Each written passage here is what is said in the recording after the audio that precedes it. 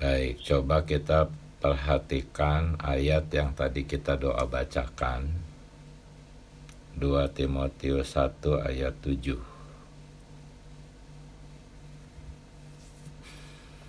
Ya, sebab Allah memberikan kepada kita bukan roh ketakutan, melainkan, nah itu roh yang membangkitkan tuh sebetulnya tidak ada itu di bahasa Inggrisnya dan di teks aslinya. Jadi langsung membacanya tuh melainkan kekuatan, kasih, dan ketertiban. Jadi membacanya sebab Allah memberikan kepada kita bukan roh ketakutan, melainkan kekuatan, kasih, dan ketertiban. Karena ketakutan itu adalah roh ketakutan, maka kekuatan pun adalah roh kekuatan. Kasih pun adalah roh kasih. Ketertiban juga roh ketertiban. Karena pembandingnya adalah roh. Jadi yang dibandingkannya juga pasti roh. Maka kita bisa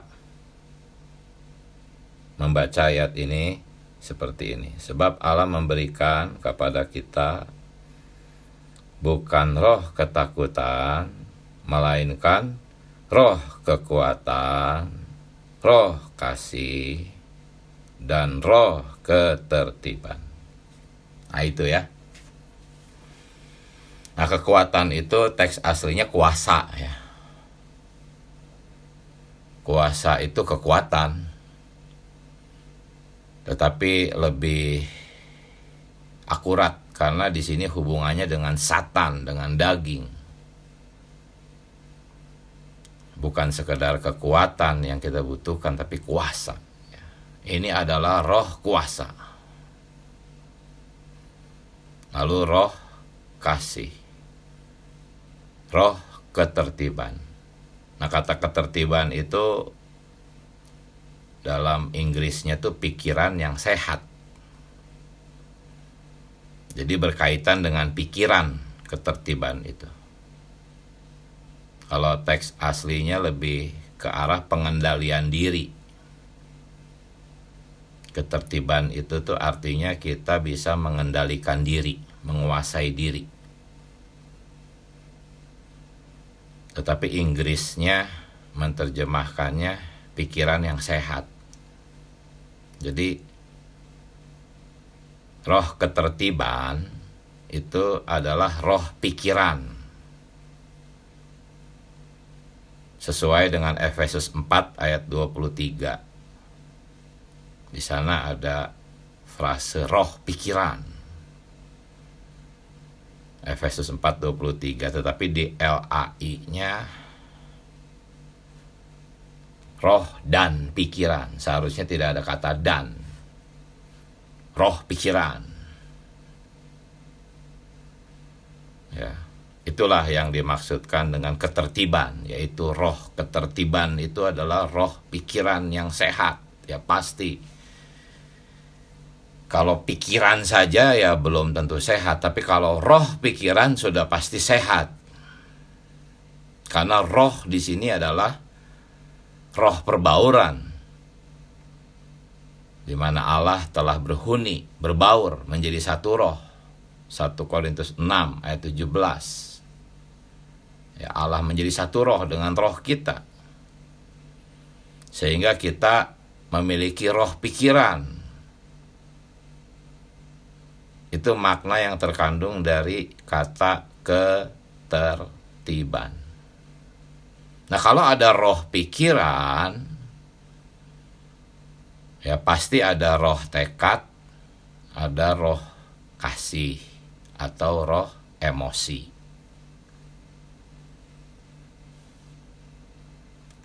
Itulah sebabnya tadi di pembacaan hari ini dikatakan di Alenia pertama, roh tidak disebut dengan 1, 2, atau 4, tapi dengan 3 hal. Jadi roh itu disebut dengan 3 hal.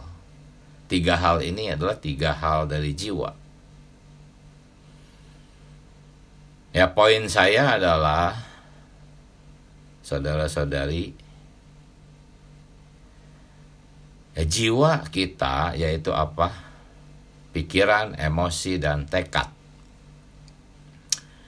Itu harus menjadi roh pikiran, roh emosi, dan roh tekad. Itu ya. Nah, sekarang pikiran, emosi, dan tekad pada umumnya orang Kristen yang masih belum matang, kita semua pun belum matang, itu belum menjadi roh pikiran, roh emosi, roh tekad. Ya. Pikiran kita masih sering kali dikuasai oleh ego. Kasih kita masih merupakan kasih kita sendiri, bukan roh kasih. Tekad kita pun juga belum tunduk kepada roh. Tetapi kalau kita terus bertumbuh matang, maka pikiran kita akan menjadi roh pikiran, emosi kita akan menjadi roh emosi, yaitu roh kasih. Tekad kita akan menjadi roh tekad, yaitu roh kekuatan, yaitu roh kuasa. Nah, inilah yang bisa kita lihat kalau kita gali 2 Timotius 1 ayat 7 ya, yang tadi kita doa bacakan. Itulah sebabnya melatih roh itu bukan hanya melatih roh saja, gitu ya. Seperti yang kemarin kita bicarakan, bahwa melatih roh itu adalah jiwa dilatih untuk menggunakan roh, dipaksa, dilatih. Untuk apa? Untuk satu hal, menggunakan roh. Ya, ketika jiwa dilatih terus-menerus untuk menggunakan roh dalam segala aspek kehidupan kita, dalam segala urusan, dalam menghadapi masalah, dalam kehidupan di segala situasi. Ketika jiwa kita dilatih menggunakan roh, maka kita bisa menghadapi semuanya itu. Jiwa kita akan menjadi roh kekuatan, yaitu roh tekad, ya, roh emosi, dan roh pikiran. Nah, inilah hubungannya roh kita dengan jiwa kita.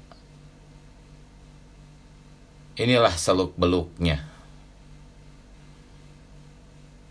Ini tidak dipelajari oleh dokter, ini tidak dipelajari oleh psikiater.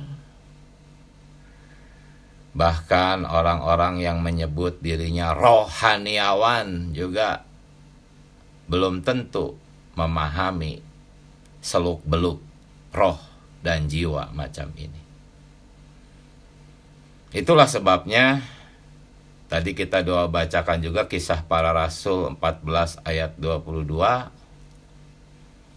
ya, di mana Paulus dan Barnabas ya menguatkan apa? Di sini ditulisnya hati, tapi teks aslinya itu jiwa. Paulus dan Barnabas menguatkan jiwa murid-murid.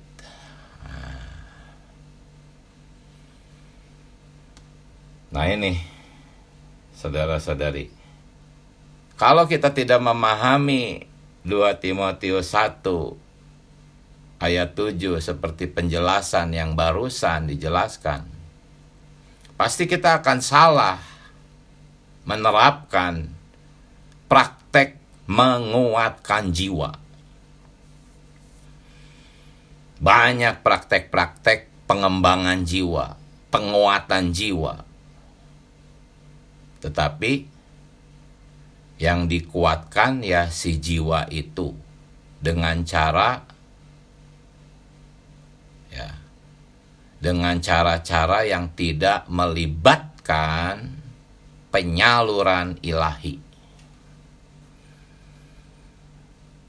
Dengan cara-cara dimotivasi, didorong, dikembangkan kekuatan alamiahnya, yaitu kekuatan hayat jiwanya. Ya. Saudara Watchmeni berkata kalau jiwa dikembangkan secara demikian, maka akan semakin dikuasai oleh Satan. Kalau jiwa dikembangkan, dikuatkan tanpa penyaluran ilahi, yaitu roh memenuhi jiwa menjadi satu roh dan satu jiwa. Filipi 1 ayat 27 itu mengatakan satu roh, satu jiwa. Artinya roh dengan jiwa itu sudah menjadi satu. Ya. Saudara Watchmeni mengatakan kalau penguatan jiwa dilakukan secara langsung, yaitu jiwa itu sendiri yang dikuatkan dengan cara-cara lain selain ekonomi Allah, melalui ajaran-ajaran lain selain ekonomi Allah. Ya, kalau ajaran lain itu udah pasti, walaupun itu Alkitabiah, ya, di hari pertama dan kedua kita sudah bahas ini. Walaupun itu Alkitabiah, tetapi tidak ada sangkut pautnya dengan penyaluran ilahi, yaitu roh harus menyebar ke jiwa. Maka saudara Watchmeni mengatakan jiwa itu akan semakin dikuasai oleh Satan. Bahayanya minta ampun. Makanya sungguh suatu kejahatan besar ya, ajaran-ajaran lain walaupun menggunakan Alkitab dan bisa kita katakan itu Alkitabiah. Ya, penjelasannya bisa didengar kembali di hari pertama dan kedua. Itu sangat jahat sekali karena tidak melibatkan roh. Itulah penguatan-penguatan jiwa yang tidak dalam jalan ekonomi Allah. Tetapi kita mengerti ya dari 2 ayat yang kita doa bacakan tadi, khususnya 2 Timotius 1 ayat 7. Ada roh tekad, roh emosi, dan roh pikiran. Ya, 3 penyebutan roh ini berkaitan dengan 3 organ jiwa. Kita jadi mengerti bahwa yang Paulus dan Barnabas lakukan ketika menguatkan jiwa murid-murid itu adalah dengan cara penyaluran ilahi. Dan di Romawi 3 penyaluran ilahi itu ya, untuk mengalami penyaluran ilahi itu kuncinya apa? Melatih roh kita. Jadi pelajaran melatih roh itu bukan untuk melatih roh. Pelajaran melatih roh adalah untuk penyaluran ilahi. Ketika Anda melatih roh, pasti Anda akan mengalami penyaluran ilahi.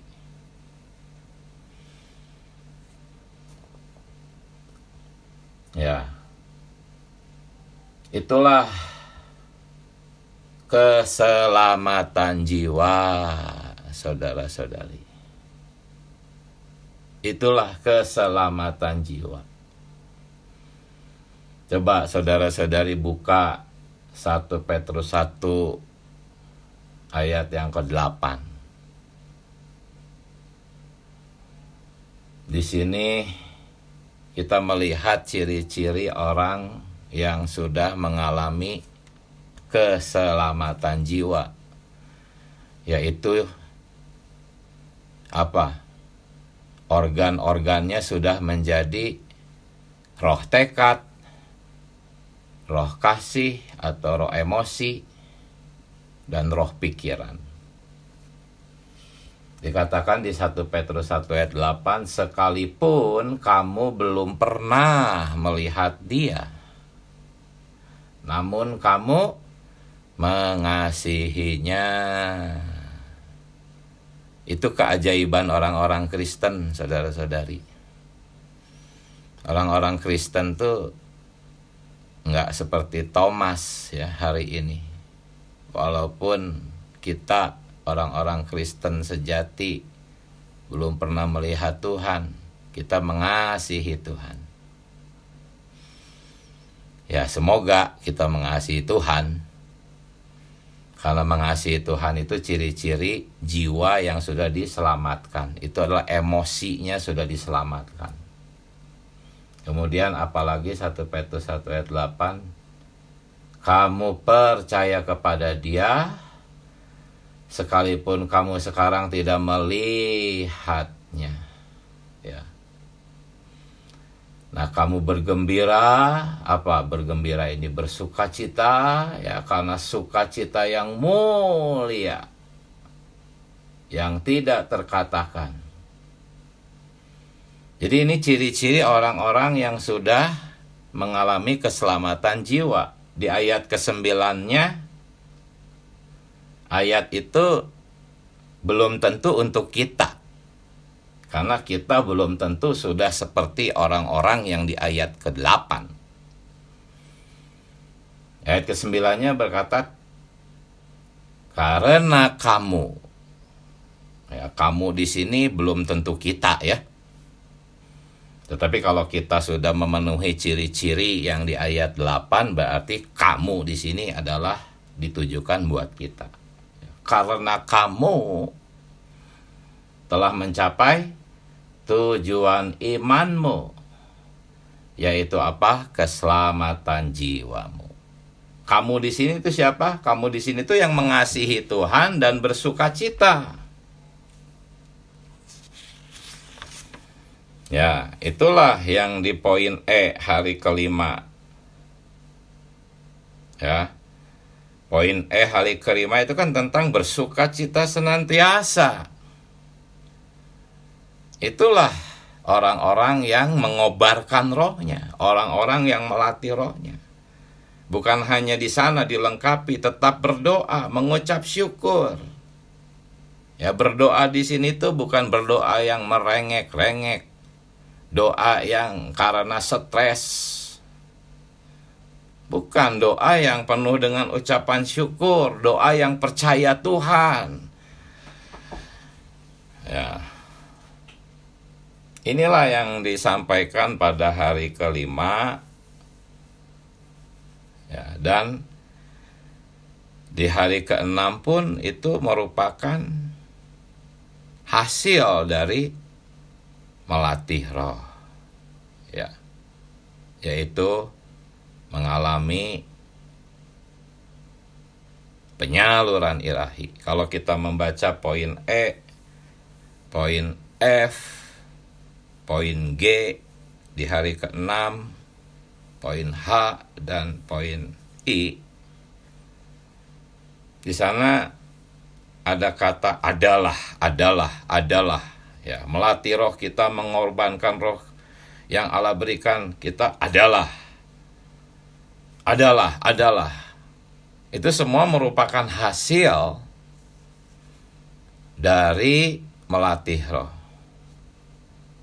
Dan kalau mau dirangkum, poin E, F, G, H, I ini ya itu 1 Petrus 1 ayat 8 dan 9, yaitu kamu telah mencapai tujuan imanmu, yaitu keselamatan jiwa.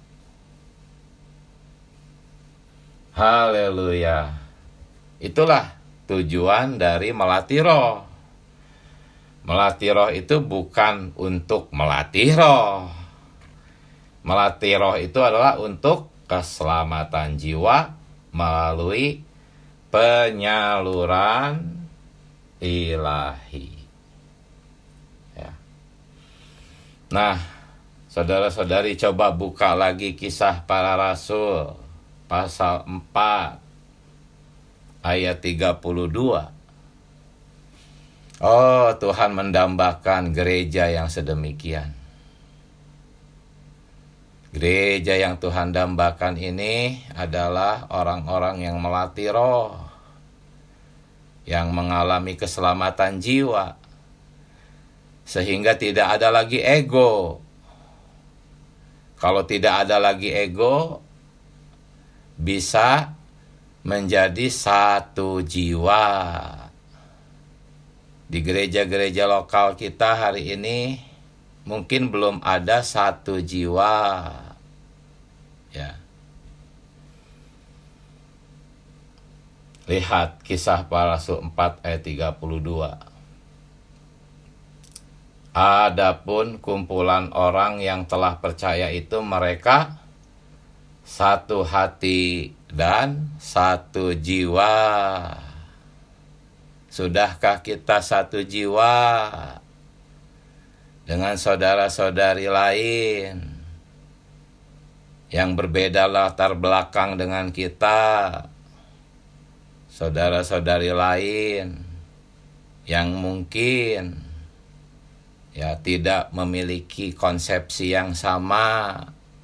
Kalau secara alamiah tuh banyak perbedaan. Secara alamiah, latar belakang, selera, pendidikan, status sosial, bermacam-macam. Sulit untuk bersatu jiwa. Itulah sebabnya terjadi banyak perpecahan. Ada gereja-gereja, ada denominasi-denominasi yang didirikan atas dasar kesukuan. Ya, ada denominasinya orang China, denominasinya orang Batak, denominasinya orang Sunda, denominasi orang Jawa. Banyak suku-suku mendirikan denominasi berdasarkan kesukuan. Kesukuan ini memperlihatkan bahwa mereka tidak bisa satu jiwa, tidak bisa berkumpul bersama. Tetapi kalau jiwa kita sudah menjadi roh pikiran, roh emosi, roh tekad, satu roh, satu jiwa, ajaib.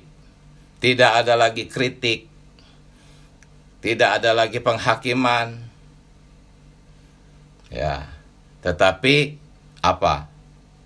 Tekad kita kuat terhadap diri kita sendiri, tunduk kepada Allah, tetapi diseimbangkan oleh kasih terhadap orang lain, ketat terhadap diri sendiri, kasih karunia terhadap orang lain. Nah, kasih karunia terhadap orang lain juga masih perlu diseimbangkan dengan pikiran yang sehat, yaitu tidak mengasihi secara bodoh, tetapi mengasihi dengan pikiran yang sehat. Diseimbangkan lagi. Hasilnya apa? Dengan orang macam apapun kita bisa menjadi satu jiwa. Ini didemonstrasikan oleh Allah dalam permulaan hidup gereja agar tercatat di dalam Alkitab dan kita bisa melihat teladan gereja lokal. Ya, tentunya kita sedang menuju ke sana. Sedang bertumbuh. Ya. Yaitu apa? Tadi Kisah Para Rasul 4 ayat 32, mereka satu hati dan satu jiwa. Sampai-sampai perkara harta benda tidak ada lagi ego. Ini soal harta benda, soal uang. Ini paling kuat, paling kuat. Anda bisa berpura-pura rohani, Anda bisa berpura-pura ramah, Anda bisa berpura-pura menjadi orang yang berpengetahuan Alkitab. Oleh belajar, Anda bisa punya pengetahuan Alkitab. Anda bisa berpura-pura telah melakukan semua perintah Alkitab. Walaupun keluarga sendiri sih yang tahu, benar enggak itu. Ya, Anda bisa berpura-pura untuk rajin pelayanan, mengunjungi orang, apapun jenis pelayanannya. Tetapi Anda tidak bisa berpura-pura mempersembahkan harta, uang, nggak bisa.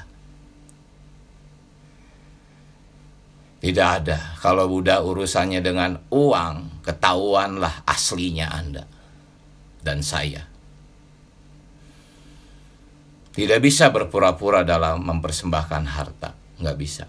Tetapi di sini Kisah Para Rasul 4 ayat 32, Tuhan mendemonstrasikan bagaimana jiwa yang sudah diselamatkan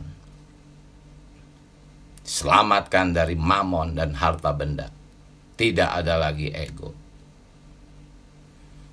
Ya, jadi perlu tiga-tiganya. Tekad kuat, tunduk kepada Allah, menang melawan Satan, ketat terhadap diri sendiri, tidak mau berkompromi. Tetapi perlu diseimbangkan. Ya, kasih, yaitu terhadap diri sendiri ketat, terhadap orang lain penuh dengan kasih karunia. Dan perlu diseimbangkan lagi. Ya, pikiran kita juga harus sehat sehingga kita mengasihi orang dengan pikiran yang sehat. Ya, mengenai yang hari ke-6 saya tidak banyak singgung. Sebetulnya hari ke-6 itu mulai harus kita baca mulai dari poin E, ya, poin E, poin F, poin G, poin H, poin I. Itu semua adalah, ya, saya melihatnya sebagai keselamatan jiwa. Kalau kita mengalami keselamatan jiwa, semua poin-poin ini kita akan alami, ya. Puji Tuhan, saudara-saudari. Silahkan berbagi nikmat. Amin. Puji Tuhan. Tuhan Yesus. Amin. Silahkan, saudari. Amin.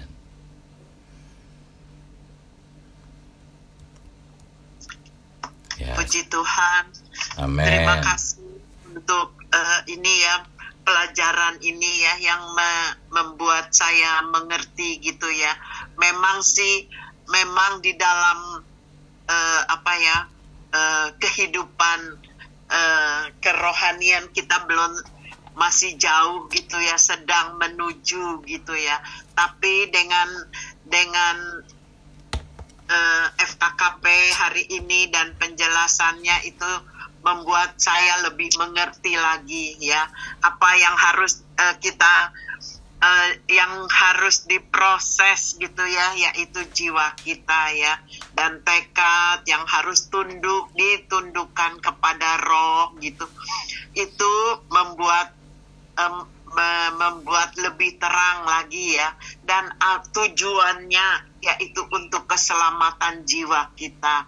memang perjalanan belum sampai ke situ, tetapi kita sedang diproses menuju ke situ. Puji Tuhan untuk pelajaran hari ini yang menjadikan kita lebih terbuka dan mengerti sasaran Tuhan kepada kita. Terima kasih untuk pelajarannya Pak Deki. Terima kasih. Amin. Haleluya. Kita bisa matang, ya, pasti bisa. Asal kita melatih roh terus menerus. Amin. Silahkan saudara-saudari lain sambung. Mari. Tuhan Yesus. Ya, kita semakin diperlengkapi mengenai melatih roh, ya.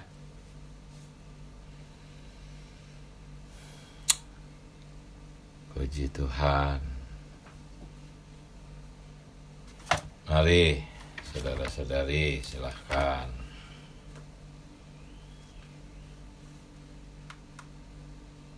Amin. Amin. Ya. Puji Tuhan. Ya. Amin. Tadi saudari ya kita melihat bahwa kita memerlukan kasih roh yang seimbang. Ya, diantaranya adalah roh kasih, roh yang tekad, dan roh kasih, roh ketertiban, roh pikiran itu tadi ya saudara. Iya. Sebenarnya roh ini kalau sepertinya seperti bisa dibagi-bagi. Sebenarnya ini sendiri adalah diri Tuhan sendiri saudara ya. Yang realitas dari roh itu yang perlu kita setiap hari nikmati ya, kasihnya, ketertibannya, ya segala roh itu ya sampai ke diri Kristus sendiri. Supaya kita memiliki roh yang seimbang, ya kita perlu setiap hari bersatu dengan Kristus dari ya. Sebenarnya keselamatan kita itu adalah untuk keselamatan jiwa kita. Oh Tuhan Yesus, roh kita sudah nggak memiliki masalah ya ketika kita dilahirkan kembali.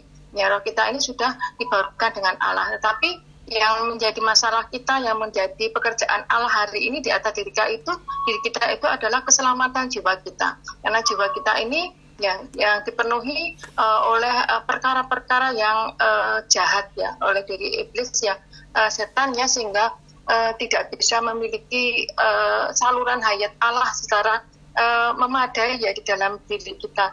Untuk itu dari keperluan kita hari ini ya memang terus bersekutu dengan Tuhan, memiliki unsur-unsur rohnya itu memenuhi kita, sehingga jiwa kita ini yang dipenuhi dengan unsur-unsur jahat itu sedikit demi sedikit bisa tersingkir ya. Oh Tuhan Yesus, ya mengucap syukur bahwa hari ini kita perlu ya terus mendapatkan suplai roh ya dari diri Tuhan ya, melalui kita bersekutu dengan Dia, sehingga jiwa kita pun menjadi tulus, murni, menjadi saluran roh itu, menjadi jalan bagi roh itu keluar melalui kita. Oh Tuhan Yesus, puji Tuhan. Amin. Ya, 3 penyebutan roh dalam 2 Timotius 1 ayat 7 itu ya, kalau kita lihat di dalam Filipi 1 ayat 27, yaitu satu roh, satu jiwa. Artinya ini ya hanya ada satu roh yang memenuhi jiwa, ya, bukan ada 3 roh ya. Amin. Silahkan saudara-saudari. Amin. Saudara Michael, mari. Ya. Amin. Ya, atas dasar bagaimana di 2 Timotius 1 ayat 7 ya, yang tadi sudah dijelaskan bahwa konteksnya di sana dikatakan bahwa ketika ketakutan disebut roh ketakutan, maka pada bagian selanjutnya yaitu adalah berbicara tentang roh kekuatan, roh kasih, dan roh ketertiban, yaitu roh pikirannya. Ketika kita membawanya melihat pada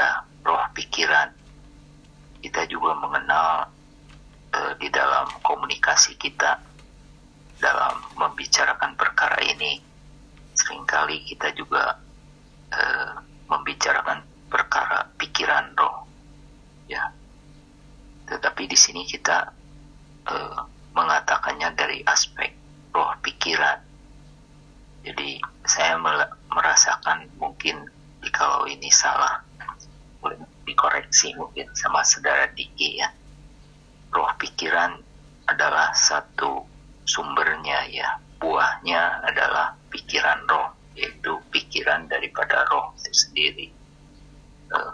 Demikian juga sehingga dalam hal roh kasih ya, hasilnya adalah sebuah kasih yang berasal dari roh ya.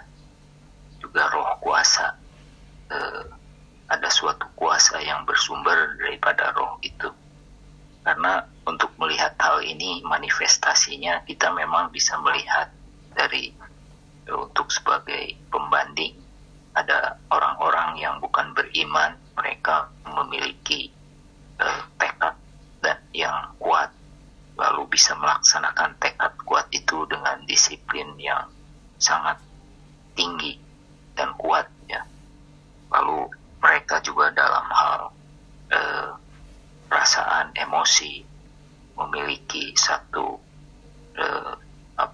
semacam kasih yang menurut ukuran hukum positif atau hukum dunia ya, dihargai ya, dari aspek ukuran moral, pertimbangan moral ya.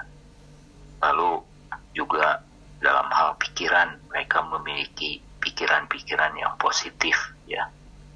Contohnya mungkin dalam hal tekad adalah orang yang bukan mengenal Tuhan, tetapi dalam hal olahraga, olimpiade umpamanya, mereka bisa disiplin dengan tekadnya melatih diri, disiplin waktu, dengan disiplin mengerjakan sesuatunya yang tinggi, ataupun dalam hal lainnya, karir, pekerjaan, dan sebagainya.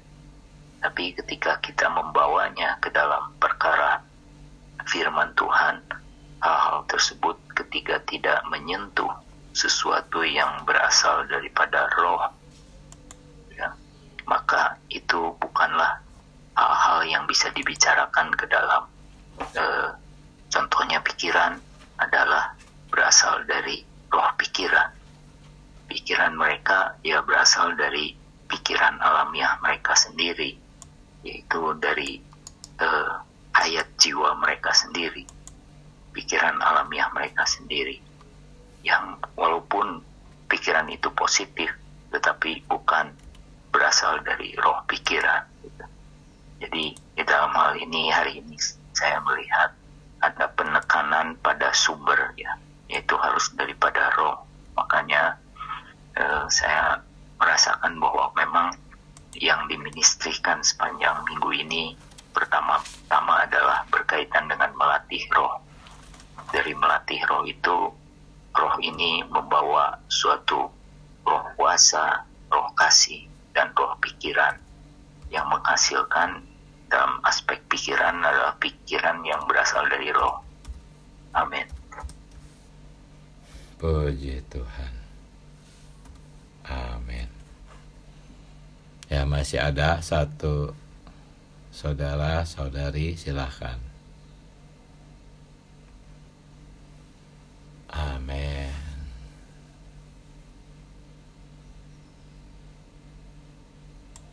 Tuhan Yesus. Mari. Masih ada satu orang, silakan.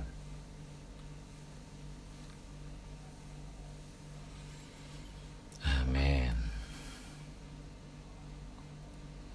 Kalau kita baca catatan kakinya yang di Kisah Para Rasul 14 ayat 22 ya, tentang menguatkan jiwa. Artinya kan menguatkan pikiran, menguatkan emosi, dan menguatkan tekad. Ya, sebetulnya menguatkannya dengan roh. Ya. Pikiran menjadi roh pikiran. Emosi kuat itu karena ada roh. Ya. Lalu tekad juga kuat. Itu karena ada roh.